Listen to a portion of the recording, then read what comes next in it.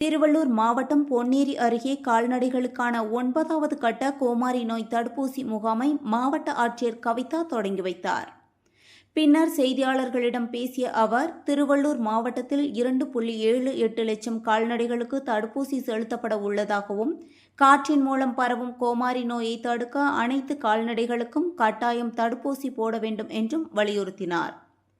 மேலும் ஆரணி ஆற்றில் குப்பை கொட்டப்படுவது, கால்நடை திருட்டு மற்றும் சட்டவிரோத மணல் கடத்தல் தொடர்பாக பொதுமக்கள் அளித்த புகார்களுக்கு உரிய விசாரணை நடத்தி நடவடிக்கை எடுக்கப்படும் என உறுதியளித்தார். செய்தியாளர் ராஜா. சொல்லி போட்டுக்க சொல்லலாம். ஊசி போடுறது ஒண்ணுனாலும் நம்ம பராமரிக்கிற இடத்தையும் சுத்தமா வச்சிருக்கணும். அந்த நோய் வந்த மாடு இருக்குதுன்னா அந்த இடம் சுத்தமா அதோட மடி கழுவுறதுல இருந்து அதோட மற்ற மாடுகளை சேர்க்காம இருக்கணும். மாடு வாங்கும்போது இந்த நோய் பாதிச்ச இடத்துல போய் மாடு வாங்கக்கூடாது. இந்த மாதிரி உங்களுக்குலாம் நல்லா தெரியும். நான் சும்மா சொல்றது கொஞ்சம் தான். வளர்க்குறவங்களுக்கு இதை விட அதிகமான அதை பற்றிய அறிவு இருக்கு.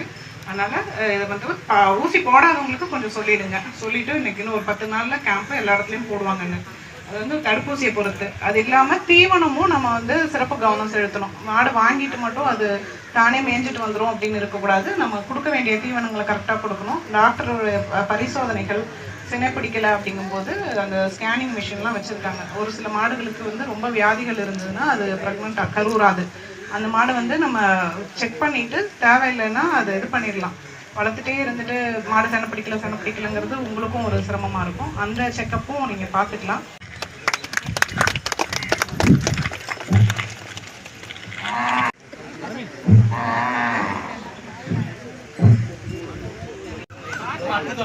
புவனா அப்பு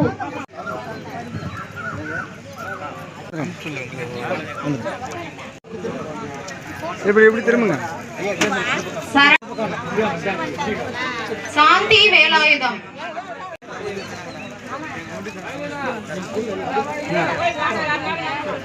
சரவணன்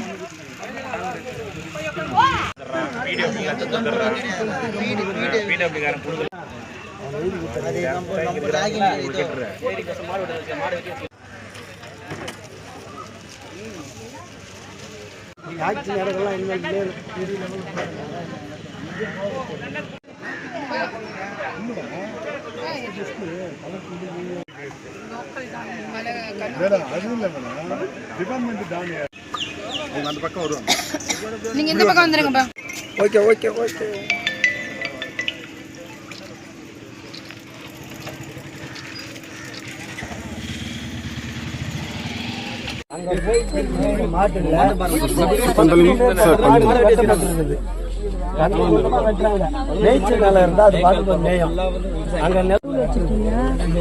கொஞ்சம் தள்ளிங்க ஐயா, கொஞ்சம் தள்ளிங்க.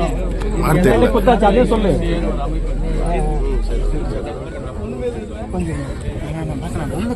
இல்லப்பா, இங்க இது பண்ணிடுறாங்க. இவங்க தள்ளி சொன்ன கூட வர மாட்டாங்க. நான் என்ன பண்றேம்மா, உள்ள போகுது. போராட்டம் பண்ணோம். இதோட எந்த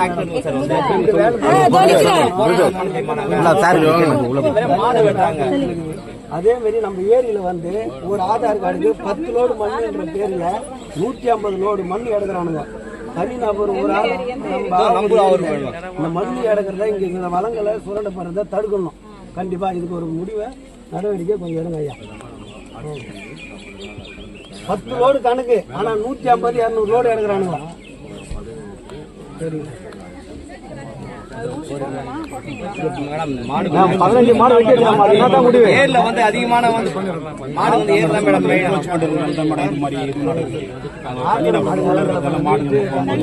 வெட்டி சாவச்சாங்க மேடம். மாட்டுல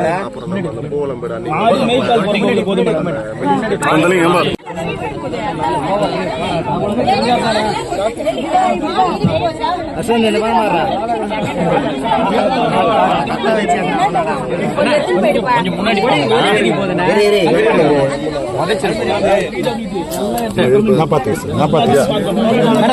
வழி விட்டுருங்க.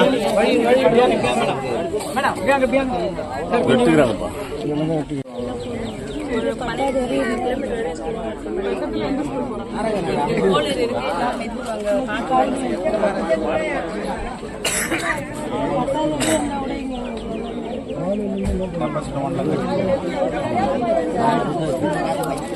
கொஞ்சம் வெளியே விட்டுருங்க சார்.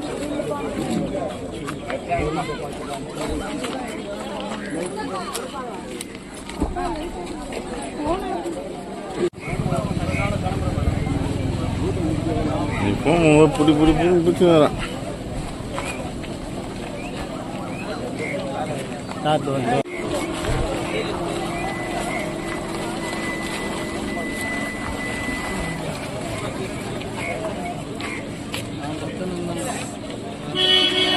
ஃபோன் பண்ண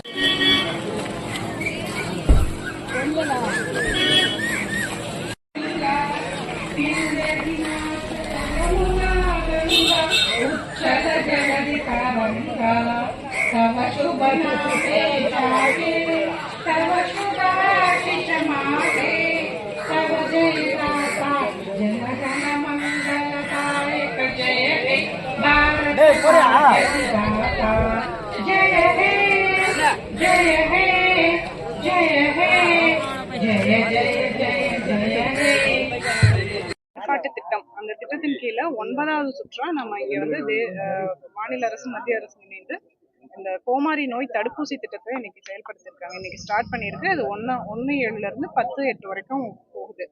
அதுல வந்து நம்ம டிஸ்ட்ரிக்ட்ல 2,70,000 கால்நடைகளுக்கு இந்த தடுப்பூசி போடுறோம்.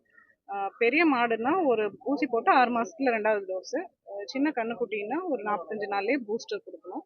இது வந்து முக்கியமா இந்த நோயால பக்கத்துல காற்றுல பரவுறதுனால பக்கத்துல வளர்ற மாடுகள் அது எல்லாமே பாதிக்கப்படுது, பால் குடிக்கிற கண்ணுக்குட்டியும் பாதிக்கப்படுது. அப்படிங்கிறதுனால இந்த தடுப்பூசி வந்து ரொம்ப அவசியம். அதனால கண்டிப்பா வந்து எல்லாரையும் 100% கவரேஜ் கொடுத்து போட சொல்லியிருக்கோம். அதுக்கான இன்னைக்கு ஆரம்பம். அதனால இன்னைக்கு ஆரம்பிச்சு வச்சிருக்கோம். 10/8 வரைக்கும் இது இருக்கும். முடிஞ்ச வரைக்கும் எல்லா கால்நடை வளர்ப்போரும் இந்த திட்டத்துல பயன்பெற்றுக் கொள்ளுமாறு கேட்டுக்கொள்கிறேன். நடமாடும் மருத்துவம், அந்த கால்நடை மருத்துவம் இருக்கு. அது ஏரியாக்குள்ள வந்து பார்த்தீங்கன்னா கிராமப்புறங்கள்ல வர்றதே இல்லை அப்படின்னு ஒரு குற்றச்சாட்டு இருக்கு. ஏதாவது ஸ்பெசிஃபிக்கா சொன்னீங்கன்னா பரவாயில்ல. நம்ம குறிப்பிட்ட அளவு எண்ணிக்கையில தான் நடமாடும் மருந்து வச்சிருப்போம். அதனால ஒவ்வொரு ஏரியாவுக்கு ஷெட்யூல் போட்டு கவர் பண்ணுவோம். அதிக கால்நடைகள் இருக்க ஏரியாவுக்கு ப்ரிஃபரன்ஸ் கொடுத்து போவோம். இந்த ஏரியாவுக்கு வந்து ரொம்ப நாள் ஆகுது, அந்த மாதிரி ஏதாவது இஷ்யூ பேசிஸ்ல சொன்னீங்கன்னா நம்ம அந்த ஷெட்யூல் இருந்தாலும் ரீசெக் பண்ண சொல்லுவோம், எல்லா இடத்துக்கும் கவர் ஆகிற மாதிரி. திருப்பாளையம் பிற்கால 5000க்கும் மேற்பட்ட கால்நடை இருக்குமா, 20க்கும் மேற்பட்ட மேய்க்கால் புறம்போக்கு இருக்கு இடம். அதுல மேய்ச்சல் அமைச்சு தர கால்நடைத்துறைக்கும் விவசாயத்துறைக்கும் கலெக்டர் மனு கொடுத்து இது வரைக்கும் நடவடிக்கை வந்து பாக்குறாங்க. அந்த இடத்துல அமைக்கிறதுக்கு எந்த நடவடிக்கை மற்ற ஊராட்சிகள் எல்லாம் பண்ணியிருக்காங்க. பண்ணா அதுல 100 நாள் வேலை செய்யறதுக்கும் கால்நடைகளுக்கும் விபத்து ஏற்படாம இருக்கிறதுக்கும் எல்லாத்துக்கும் நல்லா இருக்கும். பவுண்ட் அமைச்சிருந்தா அதுவும் இல்ல மாதிரி மெதூர் ஊராட்சியில மக்கள் அதுக்கு என்னமா நடவடிக்கை இருக்கு? எல்லாமே ஆக்கிரமிப்புக்கு இப்ப நோட்டீஸ் கொடுத்திருக்காங்க. ஆக்கிரமிப்பு ரிமூவல் ஃபர்ஸ்ட் ஸ்டேஜ். சொன்ன மாதிரி கேட்டில் பவுண்டு அல்லது மேய்ச்சல் தரையானா அதோடைய மண்ணு பார்ப்பாங்க. அது நேச்சரே வந்து ஓகே அப்படின்னா, பாறையா இருந்தா பண்ண முடியாது. மண்ணோட நேச்சரை பார்த்துட்டு அதை டெவலப் பண்ணுவோம். கண்டிப்பா நடவடிக்கை. கிராம பொன்னேரி நகராட்சி மருத்துவ கால்நடை ஹாஸ்பிட்டலுக்கெல்லாம் டேரக்டரே போக மாட்டேங்கிறாங்க. டாக்டர்ஸ் அது ஸ்பெசிஃபிக்கா சொன்னீங்கன்னா பரவாயில்ல. இருந்தாலும் நாங்க ரேண்டம் இன்ஸ்பெக்ஷன்ஸ் பாக்குறோம், அதை என்ஷூர் பண்றோம். இது பொன்னேரி நகராட்சியில 27 வார்டுகள்ல இருந்து சேகரிக்கப்படும் குப்பையை வந்து பாத்தீங்கன்னா ஆர்னி ஆற்றுல கொட்டுறாங்க. அதுல வந்து பாத்தீங்கன்னா நீர்நிலை பாதிக்கப்படுது. 10க்கும் மேற்பட்ட போர்வெல் போட்டு கிராமப்புறங்கள்ல தண்ணி எடுத்துட்டு போறாங்க. ரொம்ப இல்ல, இப்போ நம்ம வந்து இந்த சாலிட் வேஸ்ட் செக்ரிகேஷனுக்கான ஒரு ரூல் வந்திருக்கு. அதன்படி 4 விதமா பிரிக்கணும். கம்பல்சரி குப்பையை வீட்லயே மட்கும் குப்பை, polythene, battery and sanitary napkin பிரிச்சுதான் டிஸ்போசல் பண்ணணும். இந்த பல்க் வேஸ்ட் ஜென்ரேட்டர்ஸ் அவங்களும் வந்து அதுக்கு ரெஸ்பான்சிபிலிட்டி. அவங்க குப்பையும் அவங்க கண்டிப்பா டிஸ்போஸ் பண்ணி ஆகணும்னு ஸ்ட்ரிக்டா இம்ப்ளிமெண்ட் பண்ண போறோம். சாலிட் வேஸ்ட் மேனேஜ்மெண்ட்ல லேப்சஸ் ஏதாவது இருந்துச்சுன்னா உடனடியாக நீர்நிலையில கண்டிப்பா கொட்ட மாட்டோம், அதை என்ஷூர் பண்ணி. ஆக்சுவலி வந்து ஏற்கனவே வந்து கொட்டி மக்கும் குப்பை மக்காத குப்பை அப்படின்னு பிரித்து எடுக்கிறதுக்கான மிஷினரிங்க எல்லாம் இருந்தோம். மறுபடியும் அதே இதுதான் தவறுகள் தான் செஞ்சுட்டு வராங்க. நகராட்சி மேல என்ன நடவடிக்கை எடுக்க பாத்துறேன். அந்த மாதிரி இஷ்யூ இருந்தா கண்டிப்பா நடக்கும். கண்டிப்பா இருக்குமா? 5 வருஷமா நடக்கலமா. 5 வருஷமா அப்படியே அது இந்த அரசு என்ன இஷ்யூ பண்டதா இஷ்யூவா சாலையில பாத்துங்க மாடு வந்து நிறைய ஆக்சிடென்ட். அது வந்து வளர்க்குறவங்களுக்கு விழிப்புணர்வு வேணும். அவங்க வந்து வளர்க்கும் போது கட்டி வைக்காம தீவனம் போடாம அப்படியே விட்டுறதாக ஒரு குற்றச்சாட்டு இருக்கு. நம்ம அது பவுண்ட் வச்சோம்னா அடிச்சுட்டு அபராதம் இருக்கும். வளர்க்குறவங்களும் விழிப்புணர்வோட இருக்கணும், வெளியே விடக்கூடாது அப்படிங்கிறது. தேங்க்யூ.